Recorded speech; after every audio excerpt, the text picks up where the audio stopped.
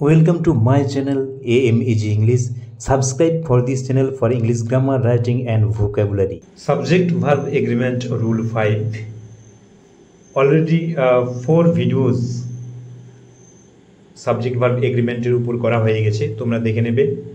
আজকে রুল 5 এ আমরা দেখে নেব যে অলমোস্ট সাম এই তিনটি ওয়ার্ড এগুলো সিঙ্গুলার ভার্ব গ্রহণ করে না প্লুরাল ভার্ব গ্রহণ করে, বা কখন সিঙ্গুলার ভার্ব কখন প্লুরাল ভার্ব গ্রহণ করে সেটি আমরা জেনে নেব। এখানে দেখো when almost or some refer to uncountable nouns they take singular verbs, অর্থাৎ কি যখন এই তিনটি ওয়ার্ড আনকাউন্টেবল নাউনকে বোঝায় তখন কিন্তু তারা কি করবে, সিঙ্গুলার ভার্ব গ্রহণ করবে।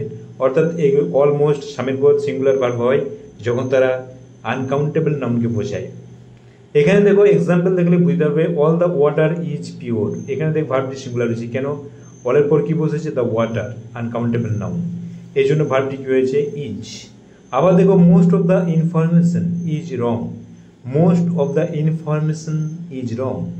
এখানে ইনফরমেশন দেখো আনকাউন্টেবল নাউন, মোস্টের পর কি হয়েছে? ভার্বটি সিঙ্গুলার হয়েছে।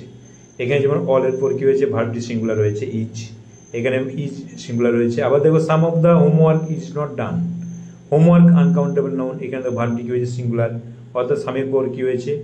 সাম ওয়ার্ডটির পরে ভার্বটি, অর্থাৎ সাম সিঙ্গুলার ভার্ব গ্রহণ করেছে এখানে। আবার এক্সাম্পল দেখো all of the food has been eaten. এখানে দেখো অলের পর কি বসেছে? দ্য ফুড, আনকাউন্টেবল নাউন, ভার্বটি কি হয়েছে? সিঙ্গুলার হয়েছে হ্যাজ।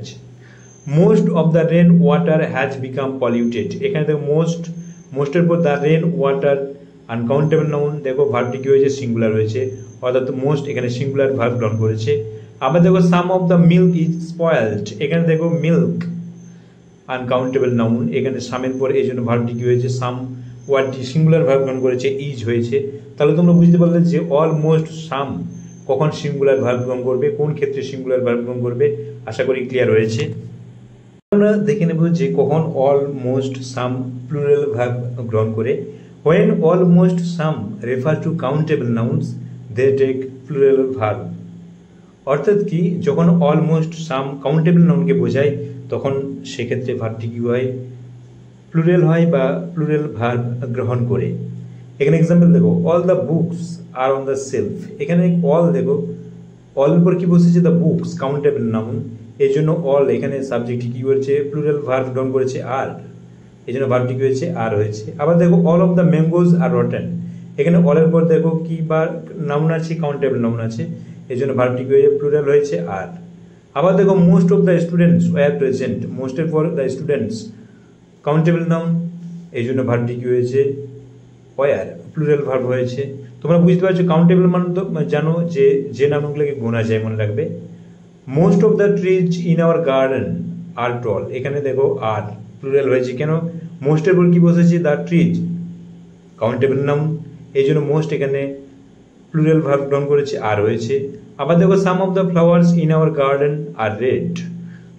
এখানে দেখো ফ্লাওয়ার, সাম কি করেছে? ফ্লাওয়ার্স কাউন্টেবল নাউনকে সামের পর কি বসেছে? কাউন্টেবল নাউন, এই জন্য ভার্বটি কি হয়েছে? প্লুরাল হয়েছে আর হয়েছে, অর্থাৎ সামের পর সাম সাবজেক্টটি এখানে প্লুরাল ভার্ব গ্রহণ করেছে। Some of the books are valuable to the students. এখানে দেখো সামের পর কি বসেছে? দ্য বুকস, কাউন্টেবল নাউন, এই জন্য ভার্বটি কি হয়েছে? আর প্লুরাল হয়েছে, অর্থাৎ সাম সাবজেক্টটি এখানে প্লুরাল ভার্ব গ্রহণ করেছে। তাহলে তোমরা বুঝতে পারছো যে অলমোস্ট সাম এই তিনটি ওয়ার্ড, তিনটি সাবজেক্ট কখন প্লুরাল ভার্ব গ্রহণ করে বা এদের পর কখন প্লুরাল ভার্ব হয়। তাহলে তোমাদের আশা করি কনসেপ্ট ক্লিয়ার হয়েছে।